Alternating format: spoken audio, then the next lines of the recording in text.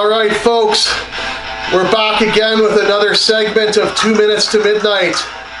And it is 2 minutes to midnight, but this week we're going to change things up. We're doing things a little bit differently. We're not going live anymore. I've decided going live just leads to too many mistakes. It makes the video look too bad.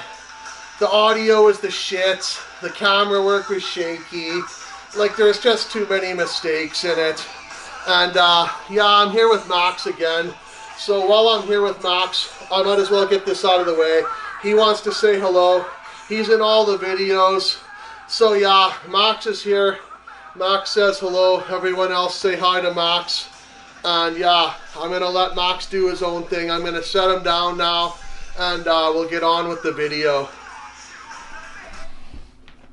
So yeah, like I said, we're changing things up just because I wanted to make it look better. We got a better audio, better cameraman. I've got a new helper out.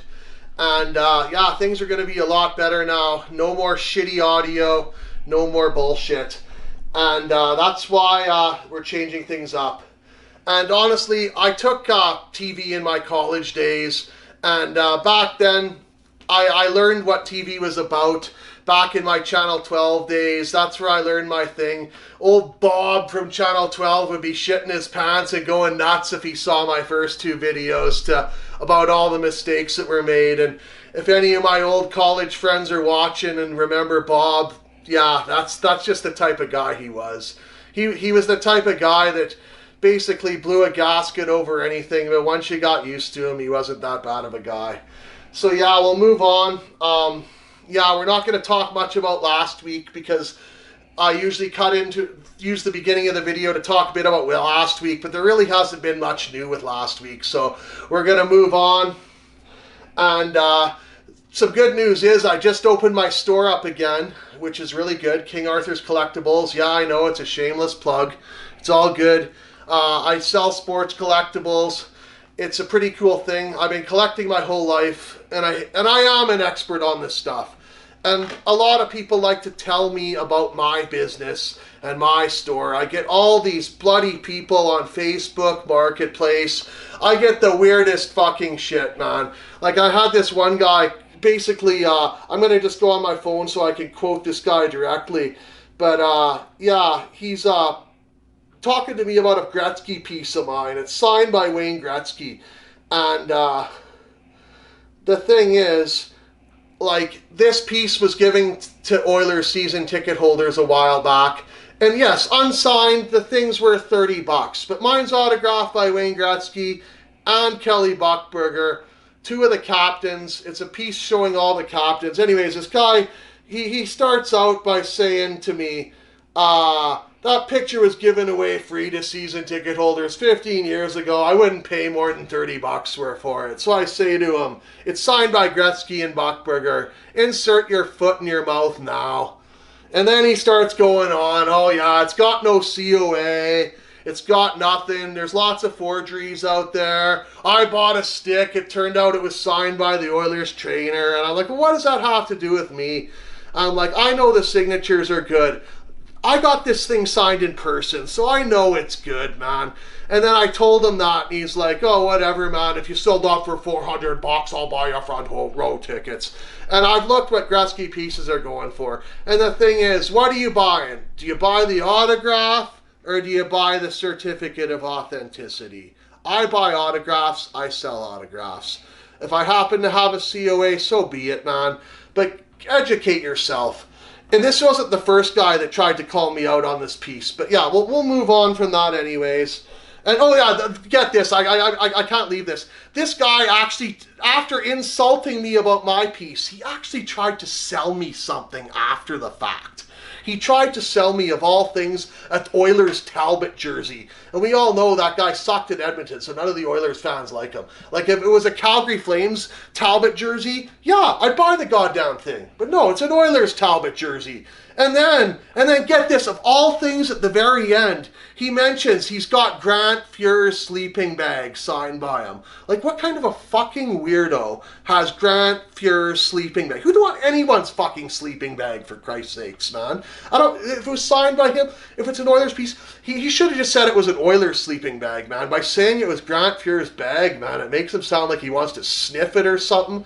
I don't know. I don't even want to go into that. I was on some wrestling page, and one guy asked the guy about his wrestling. What do they smell like? Oh, there's some weirdos out there, but it is what it is.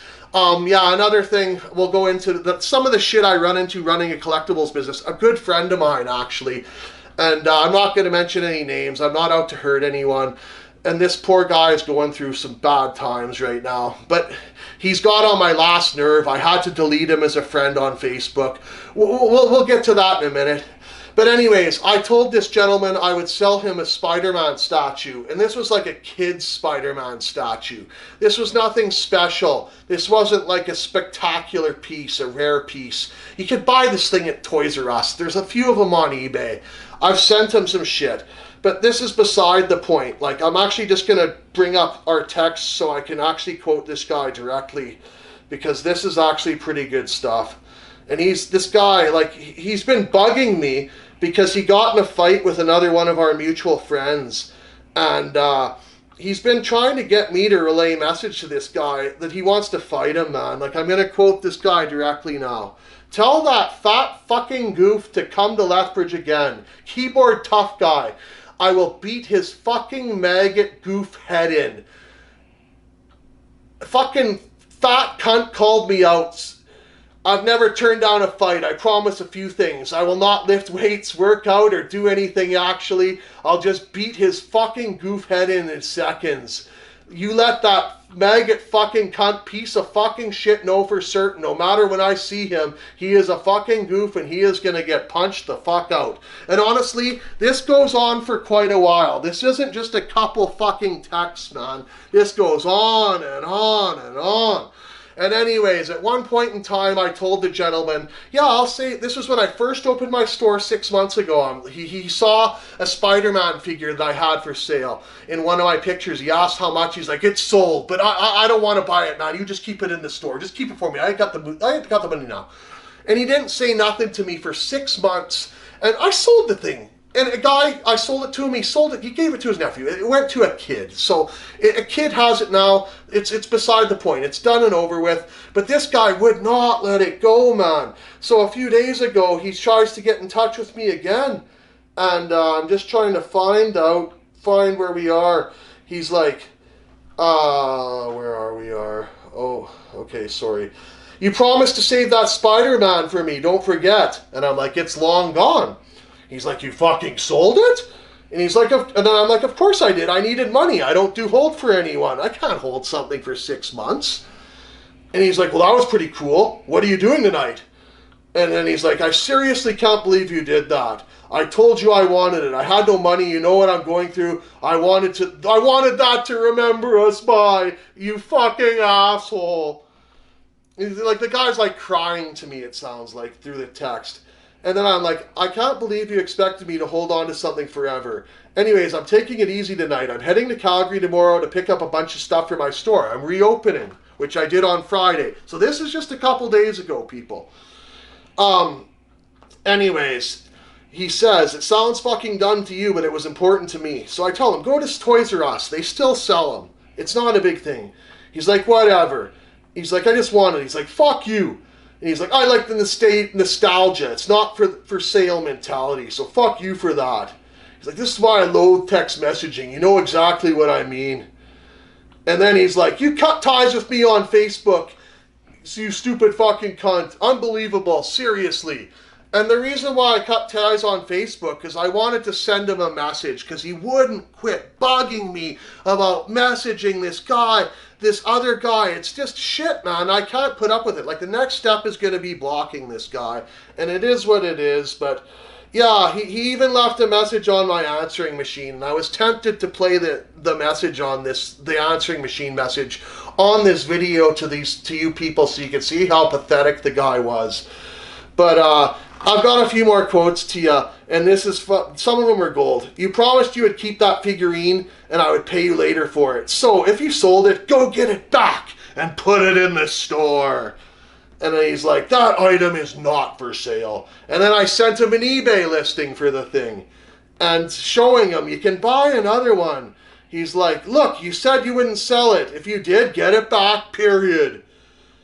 And not the fucking same one, not some other one. And he's like, we already talked about this. I don't want to talk about it anymore. And then he said, I don't think you sold it. You wouldn't do that. I think you might have been fucking with me out of boredom and cruelty. Either way, I wouldn't put it past either two for you. Given the fact you're from the south side of town and may have been neglected a certain set of morals. Like, it just gets better and better, man. I'm just gonna leave it at that and move on, because it's really bad. But anyways, yeah, that's where we are with that. We're gonna move on to something completely different now. I'm gonna talk a little bit. Remember how there was alcohol prohibition once upon a time in the 1920s? Well, recently, marijuana prohibition has just ended. And there's a pretty bad double standard when it comes to alcohol and marijuana. There always has been. It's a fucking joke. And like nowadays, if I were to tell someone, oh yeah, I'm a moonshiner, people would fucking laugh at me, man. They're laughing at those hillbillies that make those moonshine shows on TV. It's a big fucking joke. But if you sell or grow marijuana, oh no, you're a drug dealer. No. Yeah, no, it doesn't work that way, man. It's a double standard. It's bullshit. And that's the one good thing Trudeau did. He legalized marijuana. It is what it is. We all know my history. It may or may not have worked out with me, and for my good or bad, man, I still respect the guy for that. But I just don't like this double standard, because 20 years from now, we're all going to laugh about marijuana being illegal, man. People just haven't gotten over it yet. It's pathetic, and that's all there is to it. And I don't know, I could go on and on about this bullshit about prohibition. Like Al Capone, for example. People make a hero out of that guy. People talk about that guy. People go to Alcatraz just to see that guy's fucking jail cell. And they're like, oh yeah, Al Capone was once held here. That guy was a murderer and a bootlegger, and people just laugh because all he did was sell illegal booze, give people stuff they want. It's a big fucking joke now. People don't even care. Another thing about Alcatraz, like that's actually always been one of my favorite places. Someday I've always wanted to visit Alcatraz. It's in San Francisco, and just FYI, if you do want to visit Alcatraz, you can't just go to San Francisco and walk into Alcatraz or sign up for a tour. I guess you have to book these tours well in advance, so if you like the jail the way I do and you want to see it, check it out, book in advance, it's all good. Anyways, another gentleman who served time in Alcatraz was Whitey Bulger. And this guy was on the America's Most Wanted list at one time. He was number 2 behind Osama bin Laden.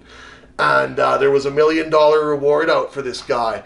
And this guy showed up at Game 7 between the Boston Bruins and the Vancouver Canucks in 2011 because he had to see the Bruins win the Stanley Cup. He was from Boston. He's a big Bruins fan. He liked the Red Sox. Actually, all these wanted posters you ever see of the guy, he's always wearing a Boston Red Sox hat in every poster. Anyways, I got a good story. I was actually under the same roof as Whitey Bulger that night. And yeah, I went to that Game 7 game. We all know about the riots afterwards. The Canucks lost. And yeah, we all remember I lost a few bucks on that game gambling. Blah, blah, blah. Anyways, I'm pretty sure I saw Whitey Bulger. I might not have recognized him, but I swear to God, there was this old guy who came and kicked me out of my seat because I had a weird seat. And I had a box seat. And the guy who sold it to me said, you can't go to the box suite. Find your own suite. And I moved around to a few different seats, and I got kicked out in the second period by some old man. And I swear that old man might have been Whitey. Maybe not. Maybe it's in my head. Bottom line is, I went to the box suite in the third period because I said, fuck it. enough of this bullshit. I paid for my ticket. I'm going to the box suite. And I drank their booze and had a good time. And they even asked me, I showed them my ticket. And they're like, you must be friends with the owner. And I'm like, yup. And yeah, that was the end of it. I guess they were just trying to call my bluff. So it just took me going up there and having enough courage to say enough's enough. I have my ticket. I'm going to come in. And like I said, I drank the booze for free. And it was a good night other than the Canucks lost. And I won't even get into the riots afterwards, but I had it on a bucket list that I always wanted to be in a riot. And maybe I went in a store. Maybe I didn't. But yeah, it was a bucket list thing, and we'll leave it at that. And yeah, we're getting near the end of the video, so yeah, we've already given a shout out to Max, so it's time to give a shout out to my cameraman and the guy who actually helped me make this video possible tonight and eliminated all the mistakes. Eric Gallant, thanks a lot, man. I really appreciate it. He's the cameraman, he's the man behind the scenes, so he's the one who made it happen tonight. Thanks a lot. All right, we're right here. We're back with the trick shot part of the video. Just like a few videos ago, I did my hockey trick shot. Tonight it's going to be a basketball trick shot. We're going to actually go outside for this part of the video. I have a basketball hoop in my driveway, and I mentioned the Last Dance video by Michael Jordan a few videos ago. It's an excellent thing on Netflix now. Take it in if you can. I may not be Michael Jordan, but it's going to have a pretty nice looking trick shot here for you. So here's the basketball. Here we go. Just like Michael, right, Max? You betcha. Let's be like Mike.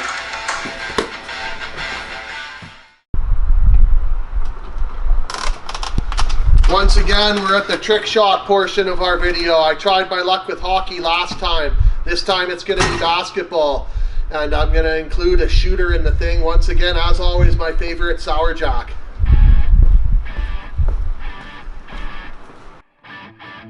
Here we go. Shot of Sour Jack. Over the shoulder trick shot. 1 in a million. Cheers. Yeah, baby!